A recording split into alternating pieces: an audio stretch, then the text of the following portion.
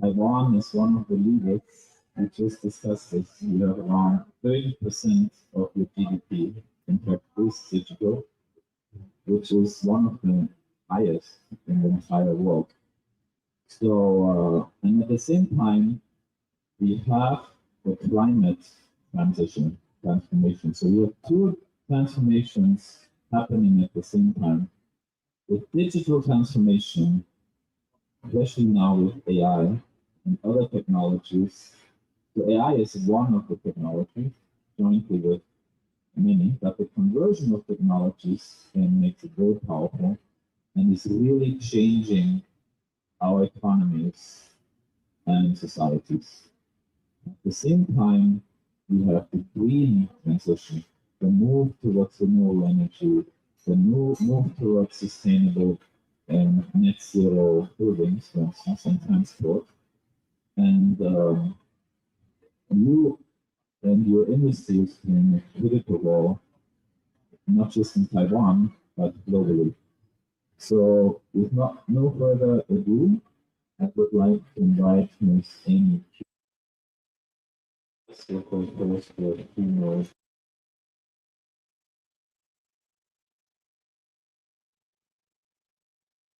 Thank you. We have a problem.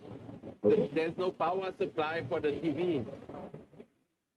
So, Amy, I'm sorry, but are you able to hear us? No, I don't think so. Okay, then why don't we, for the moment, because we could, why don't we start with you, Ms. Alexi? You're here, and we'll see the solution. Thank you so much.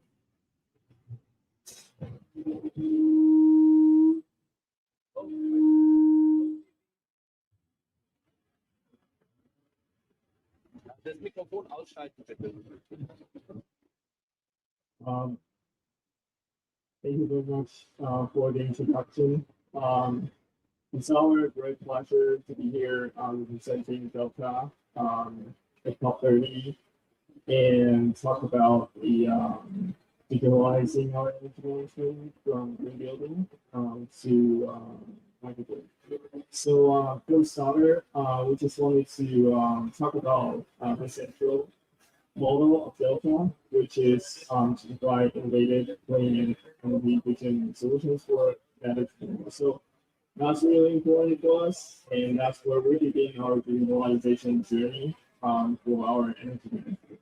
As you see from the slides, we always wanted to let people see how our funder thinks about Delta. So why don't we start here and talk about our journey in sustainability? Because energy efficiency is the same as sustainability. We use a lot of power, we use a lot of energy, so reducing that, make it more efficient, is the road to sustainability. And for us to do that, sustainability is pretty much equal to carbon reduction. So we committed to a lot of international initiatives. As you can see from the graph, we started in the 2010s, and right now in 2025, we have several very important commitments: ISBT 1.5 degrees Celsius, net zero, EP100, RE100. And to be able to achieve that, there is one really important component for us, which is green building, and this is where digitalized energy management comes into play. So you might see that we have so many green buildings, and then you see that we are able to reduce this much of the electricity consumption and reduce employee carbon emission from these buildings. So how do we know that? When we construct green building, we apply to a lot of different standards. But after we started operating the green buildings, we need to be able to know how we achieve it, and we need to be able to manage the green building to keep performing at the level it should be. So here is a very important example for us. The building you see is our Delta Electronics America's headquarters, located in Fremont, California. So this green building is the first LEED zero energy green building in Korea, and it's LEED platinum certified. So this building has a lot of PV panels, as you can see from the left, and it also uses the geothermal solution for our HVAC system. We have central plant for data center. We have EV chargers, and we have regenerated elevators in the building. So it's all tied together with our energy management system. And to see a schematic diagram for this system, so you can see that we have EV and provided by our 98 to 99% efficiency EV converters. We have grid electricity coming in through our power solutions and battery solutions. And that's powering our entire building, the solutions you can see. And then it's controlled by our central energy management system. And that system also takes weather and all other environmental factors into account. So that way the system can better utilize the energy to avoid using a lot of energy during peak hours and shift the load to non-peak hours to save energy and also save cost. And then the entire system, as we say, it's covered through our Delta energy management system, BD data, as you can see over here, through various different technological solutions and components. And what's important of the system is that our on-site data center, we have a PUE at about 1.2. That's really low because of the advantage we take from the natural environment to cool the system. So we don't need to use a lot of extra energy on it.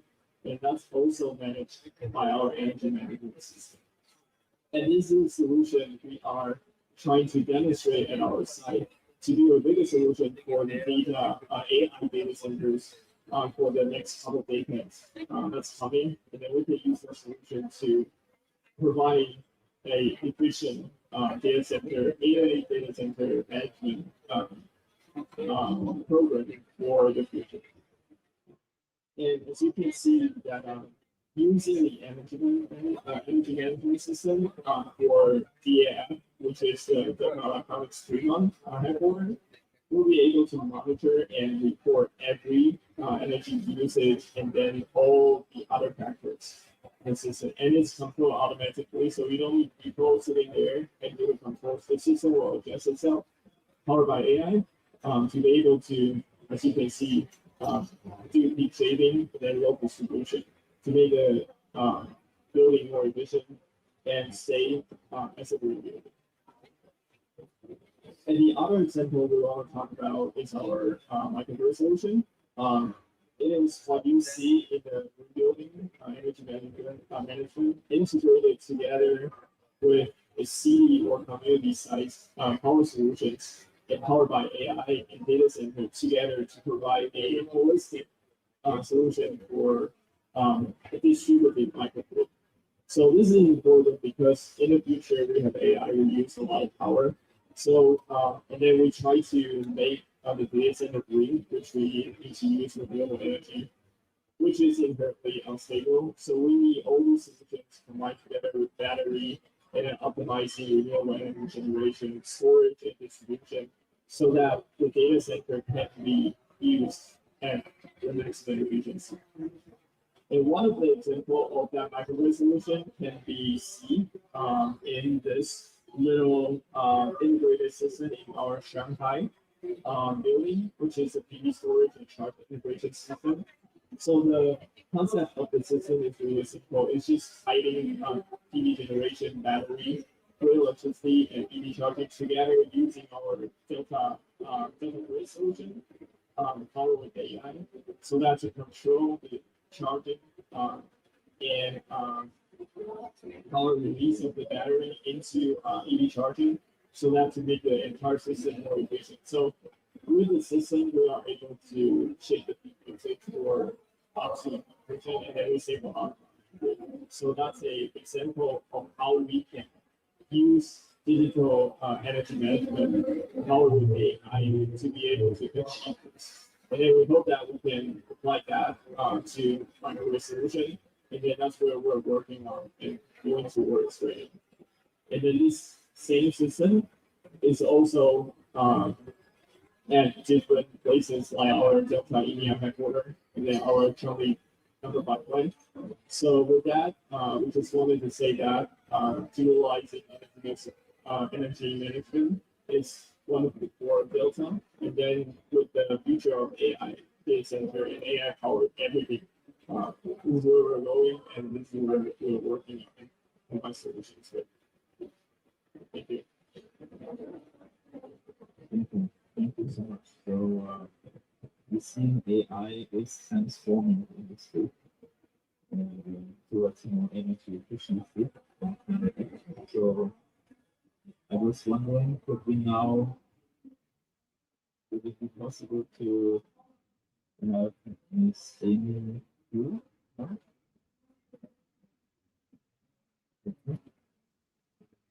Oh, wonderful. Wonderful to see you. Welcome again. Hi. Sorry for connectivity issues, but please be aware we are in the middle of the Amazon. So in Brazil sometimes it is not, unfortunately, or it's not Taiwan. So we have the entire building did not have connectivity. But that's why I think Brazil picked this place. So, but thank you so much. It's a great pleasure to have you here. Miss Q, and please over to you for your keynote speech. Thank you. Okay. Hi, everyone. It's truly a pleasure to be here at COP30. I'm Amy Koo, Chief Sustainability Officer at AUO. Today, I'd like to share how we are heading digital transformation and sustainability together in a very practical way. And before we go into the details, let me briefly introduce who we are. AUO began as a display technology company, but today we have grown into a smart solutions provider. We bring together hardware, software, system design, and deeper industrial know-how. This let us support customers in mobility, manufacturing, healthcare, retailer, and energy, not just with products, but with integrated solutions. Next page. To give you a sense of scale, let me share a quick look at our organization. Next year, AUO will celebrate its 30th anniversary with 41,000 employees worldwide. Sustainability has been embedded into our development for many years. We are recognized in DJSI World for 14 years, Forbes World's Best Employees, and selected as the WEF Global Lighthouse for Smart Manufacturing Excellence. Next page. And our transformation is supported by teams across multiple regions. Okay. The slide is changed. Could you please turn the slide to 2, number 2? Page 2, the slide. Yes, thank you. No? And then next page. Okay, and our transformation is supported by teams across multiple regions, headquarters in Taiwan, with operations across Asia, Europe, and the Americas. This means our sustainability and the digital practice must be scalable. Diversity across regions strengthens our ability to innovate and adapt. Next page. With the context, now let's move to the strategic principle guiding our approach. Digital drives efficiency, improving how we operate today. Green builds resilience, preparing us for tomorrow's challenges. When digital and green reinforce each other, transformation becomes strategic, not reactive. Next page. So, how do we make this real? Let's start with our climate commitments. We drive our ambitions in SBTi 42% emissions reduction by 2030. And also we achieve 100% renewable energy by 2050. The challenging goals for net zero in 2050. So, By 2030, we promise 100% carbon neutral office buildings. Next page. These commitments are well driven by a structured roadmap. The carbon neutral roadmap, 2023, headquarters achieved carbon neutrality. This year, 2025, 40% of office buildings will follow. In 2030, 100% of office buildings carbon neutral. This ensures progress, not just intentions. Next page. And this milestone is already certified and verified. You could see AUO headquarters become the first enterprise building in Taiwan certified carbon neutral under ISO certificate. This certification ensures consistency, transparency, and credibility. Next page. Here is the framework we use behind this certification. There are 4 key steps. The first one is inventory check for GHG. The second one is the reduce emissions. The third, to use verified carbon credits to offset. The fourth, the report should be certified and disclosure. This allows us to apply the same approach across different sites and regions. Next page. Now, let's look at how the digital side enables this transformation. Our headquarters is a digitalized green building, integrating in 4 systems. One is the operations and the maintenance system. The second is energy management. The third is security management. The fourth is cafeteria and service management. Data and automation allow us to manage resources more efficiently. Next page. Let's walk through the system one by one. The first one is operation and maintenance. We apply smart meeting rooms reservation mechanism and also a central dashboard monitors lighting and air quality in real time. Remote control enables efficient facility operation. The result is beautiful. It's a 75% reduction in operations and maintenance costs. Next page. Next, let's look at energy. Energy management, we focus on equipment upgrades and recycling for data center energy saving, and for air conditioning, lighting, and cooling equipment, we have a high efficiency facility. Furthermore, we also have self-generated renewable energy for real-time cloud monitoring system. Next page. And the safety and the resilience are managed as well. The smart license plate recognition improves parking efficiency. We use smart image recognition system to detect abnormal behavior in real time. For kitchen safety, we also apply kitchen fire prevention system. The result is 50% improved in security and risk mitigation. Next page. So, what enables this transformation to work across the organization? There are 4 areas. The keys to success. The first is AUO treat sustainability as value, not cost. The second, invest in talent development and especially for the digitalization capability building. Third, to ensure high quality data governance. The fourth, finally, real use cases in field application could be applied. Transformation is a long-term capability, not a one-time project. Next page. Let me close with a simple idea.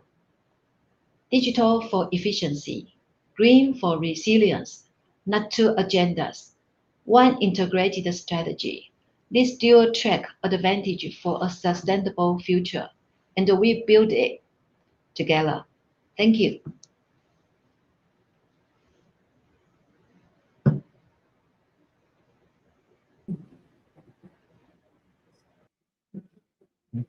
you so much for fascinating to see you explain doing this particular management.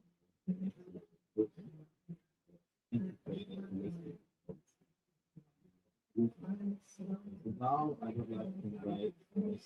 Grace Wu, the CSO of Council, to join us here at Conference. Please, over to you.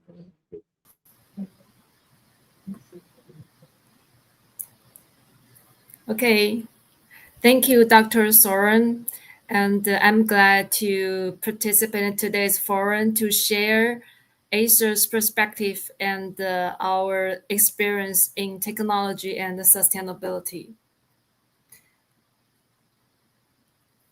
Yeah, I'm sorry, I don't know how to put the next. Okay.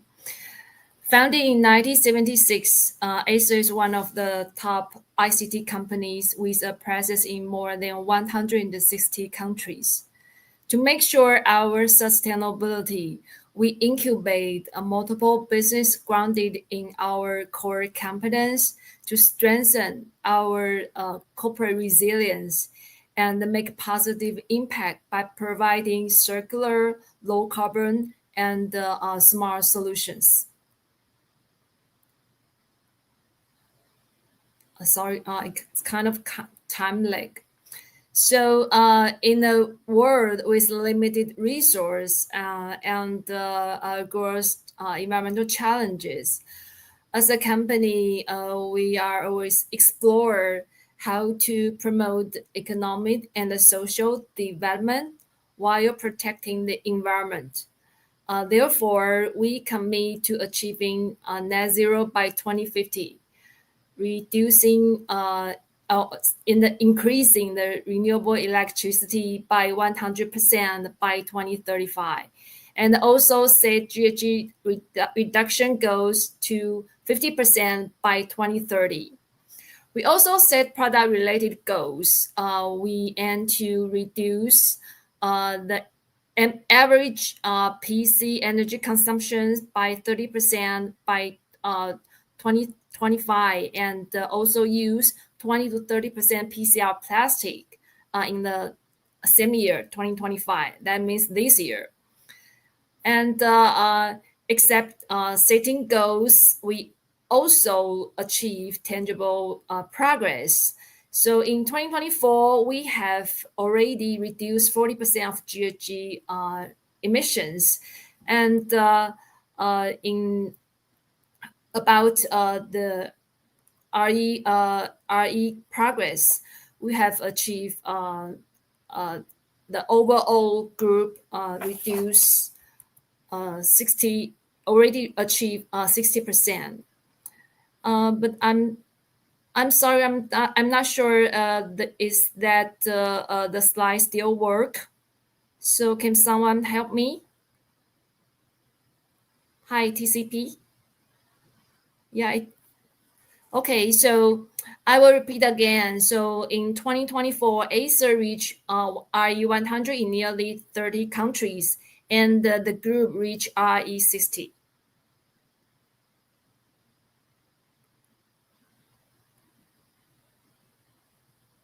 Yeah, so since the slide didn't work, but I will continue for my presentation. Okay. So besides setting goals and target, we also collaborate with our suppliers to make more progress. And also we believe technology will help and play a critical role in reducing energy, in reducing GHG emissions. So we make a positive impact in address climate change. Therefore, we introduce conscious technology, which focus on sustainable future at its core and provide a solution for working, learning, moving, and living. So regarding working and learning, we focus on circularity and apply different approach to foster more efficient use of resources. And through business model, we build Acer Smart Finance project. So that project to support the customer, they can purchase, they can leasing the product instead of purchase to optimize their resource use. They don't need to purchase a lot of devices at the same time. So at the design stage, we provide more easy disassembling and the maintenance products to provide, and also provide the repair services to extend the product life cycle. The repair service not just for Acer product, but also for the designs from the other brands, because our objective, our goal is to promote, to prolong the product life cycle. In addition, we use a large amount of PCR plastic and OBP during the design stage, not only to reduce plastic waste, but also promote the development of circular economy. Okay, so next page. Yeah, thank you. So in the area of moving, we collaborate with government to deploy smart parking and the charging station to enhance the infrastructure of electric vehicles. And we also develop e-bike and e-scooter to reduce the dependency of fossil fuel and promote the more smart and low carbon cities. Next. In the area of living, so we aim to create a healthier and more sustainable lifestyle through technology. So we provide multiple AI assistant medical image solutions. So these solutions, it's including diagnosis software, VeriSee Doctor for diabetic retinopathy. It's the leading cause of blindness in developed countries. And we also provide a variety of AI-assisted medical solutions for bones, eyes, and nerves. Our goal for those kind of AI assistant solution, we want to helping more people access those solutions easily. Next. And moreover, we're using technology to assist in natural observation. We collaborate with software partners to identify 25 common wetland bird species in Xuchuogang wetland. It's the biggest coastal wetland in northern Taiwan. It's an avian identification system. Through that system, we help city government's effort in natural observation and the wildlife conservation. Next. And now we cooperate with leading NGO experienced in marine research. We promote the sea turtle AI identification project. This initiative use AI technology to develop a specialized model and the system to identify sea turtle through imaging. A public participant platform will be launched very soon to encourage more people to protect Taiwan's marine life. Okay, next.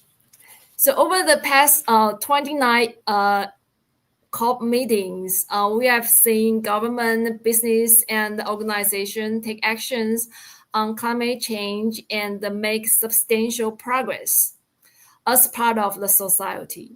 Acer will continue using technology, finding opportunities, making real progress to echo our vision of a conscious technology. It's to build a sustainable future. Okay, thank you.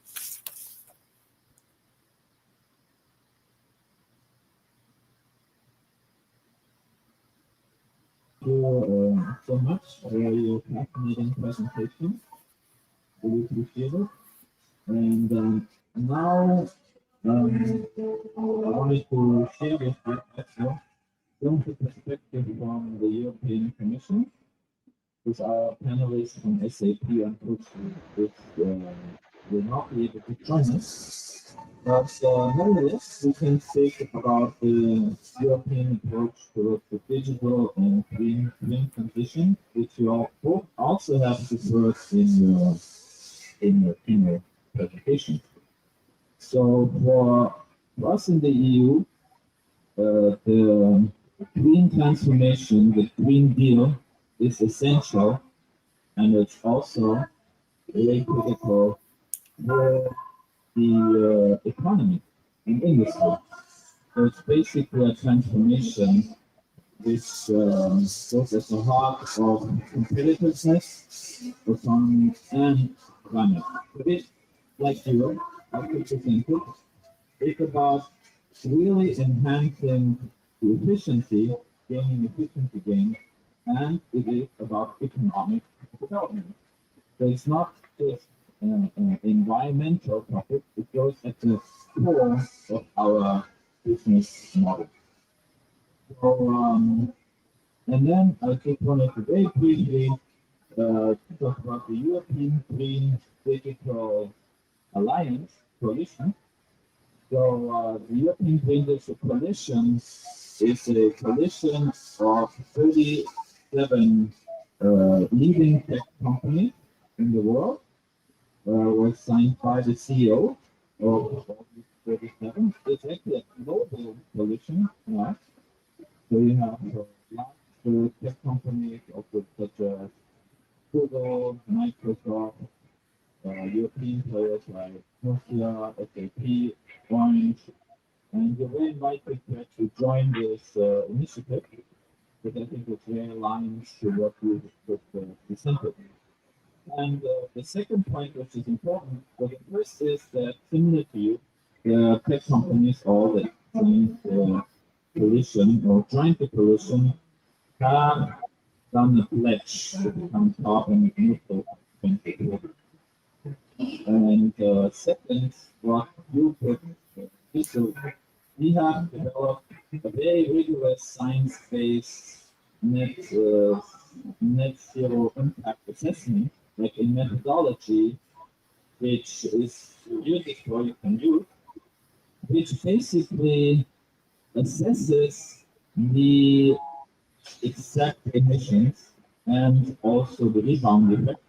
So basically, it shows them the overall net positive effect of digital solutions. As you have mentioned before, we can reduce actually for green buildings emissions by up to 15, maybe even 20%. And then if that is the case, then you're making a net positive contribution to climate and can also contribute to climate finance. So that's my last point. So 2 points. Let's move beyond pledges, as you both also said, towards real implementation. The second thing is what is being measured is being done. So if we better measure and have a very scientific, science-based target methodology, which can also show to the world, then you have much more impact. And the third point is to form like a global coalition of this, because the current AI boom, as I'm sure you're aware, we are the rapid growth of data centers provides unique opportunities. However, it also causes a lot of issues concerning emission, energy use, water use, and so forth. So I invite you again to take a look at the European Green Digital Coalition. And with no further ado, I would like now to go back to Ms. Amy Cook for your first question, please. So, it's a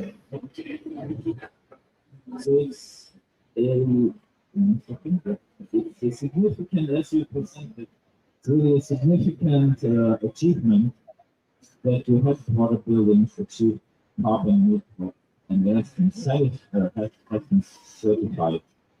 So could you please talk about some of the technical or hardware challenges you have encountered and how did you resolve them?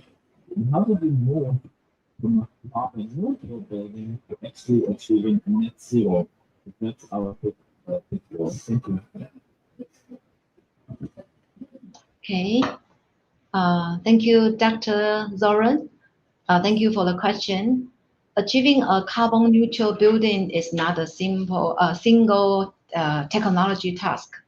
Let me share what we learned from our AUO headquarters, which is certified carbon neutral. The key challenge, measure emission, is hard. The real difficulty is scope 3, commuting, activities, suppliers. To measure it, we need a transparent and auditable carbon data system, not just an energy bill.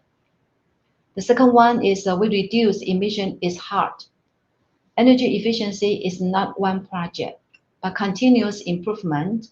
We use headquarters smart energy management and building digital twins to automatically optimize air conditioning, lighting, and equipment every day, not just once. The third one is offsetting is hard. For emissions, we cannot limit yet. We choose high quality and verified credit to offset, aligned with SBTi commitments. So the sequence is very clear. For the strategic value, there are two areas. The first is the model is repeatable. The system we built in our headquarters can now be copied across our global sites and factories. This turns sustainability into a scalable capability. The second part is it builds culture. Carbon neutrality is not owned by one team. It requires organization-wide awareness and participation. This becomes a long-term source of resilience. And its dual-track transformation. Our strategy is digital transformation cross the ESG transformation. Digital improve efficiency today. ESG reinforce resilience for tomorrow. Doing both together means sustainability becomes a competitive advantage, not a cost. To summarize, carbon neutral buildings are not just environmental projects. They are strategic investment in future operation capability. Thank you.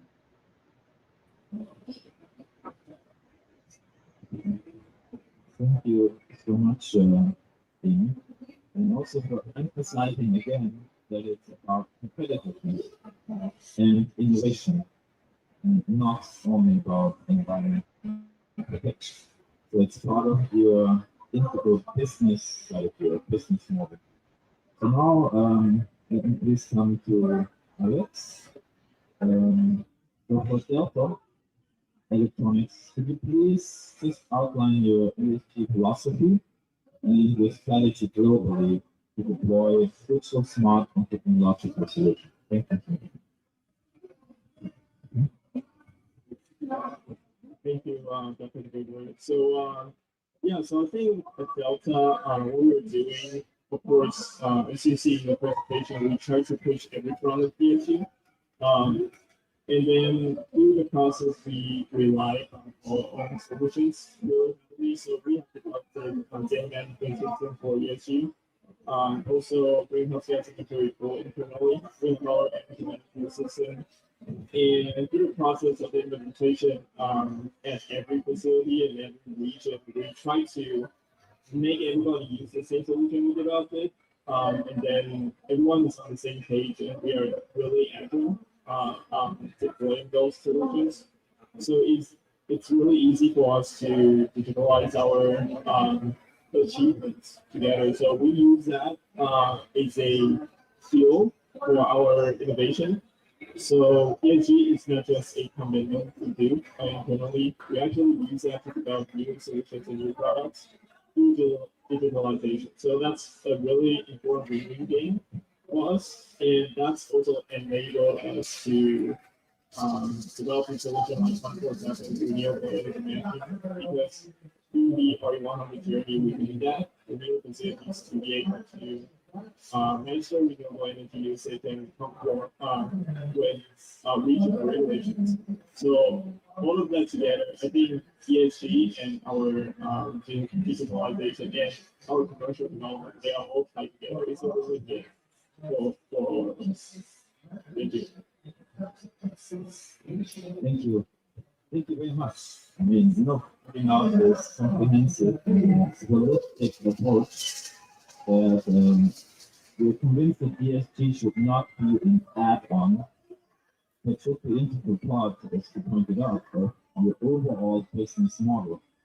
And so it's good for competitiveness. What is good for the environment can be good for competitive at the same time. Did I understand you correctly? Yes, absolutely. Okay, well, thank you. So now let me please go to Ms. Yu. So we know that ASA is deeply committed to breaking down barriers between people and technology. Regarding sustainability, could you elaborate please on how ASA integrates innovative design and technology investment to launch diversified businesses? How does this realize the vision of reducing carbon emissions, conserving energy, enhancing productivity? Over to you. Thank you.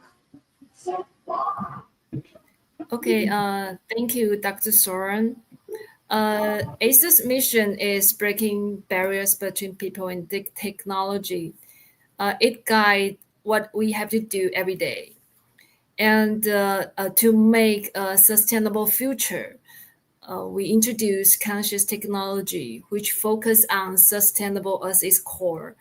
And we aim to support the world in address climate challenges through our product and services. So that's the reason why we provided a lot of solutions for working, learning, moving, and living. And I think the core that we can provide so much a solution because we foster internal entrepreneurship through conscious technology vision and empower our subsidiaries to develop those kind of solutions. So I can give you more examples. We established two subsidiaries. One is Infinitech in Europe, and the other is HSN High Point Service Network in Asia. Those two companies provide repair services, not only for not only for Acer brand, but for the other brands. The goal is to extend the product life cycle to facilitate circular economy. And the Acer Gage, another subsidiary who developed e-scooter and e-bike. It helped us to reduce the dependence on fossil fuel to promote low carbon smart city and the society.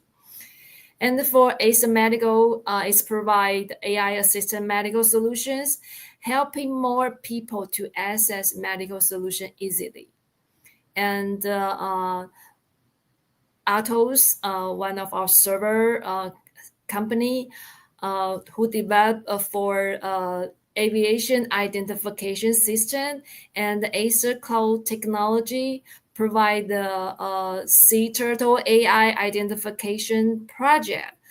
Those two subsidiaries using technology to empower nature conservation. And we have more, and we'll continue to do it more.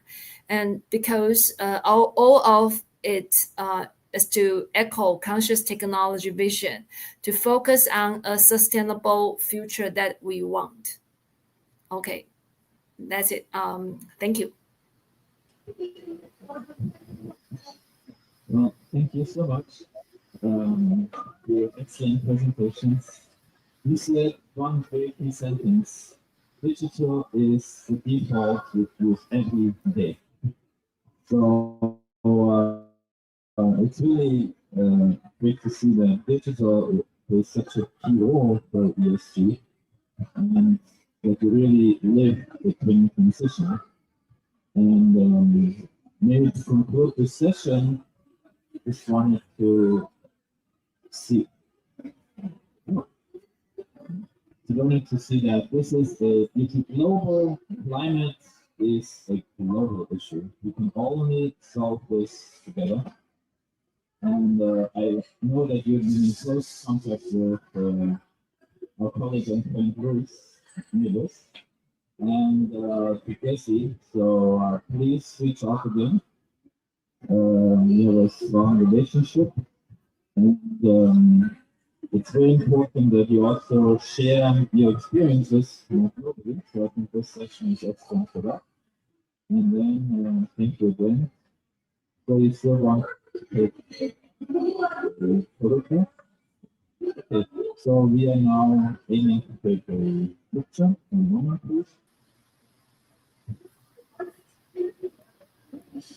We're just setting it up right now. Okay.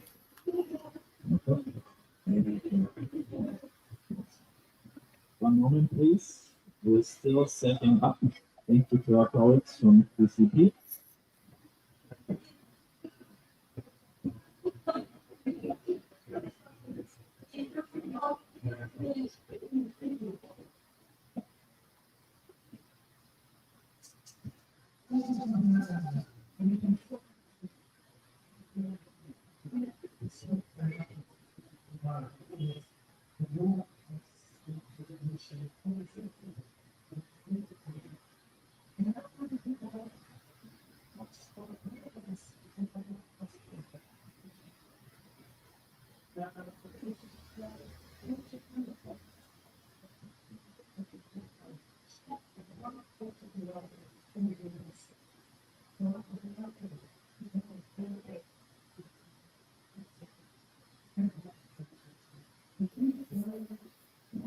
Well, thank you again.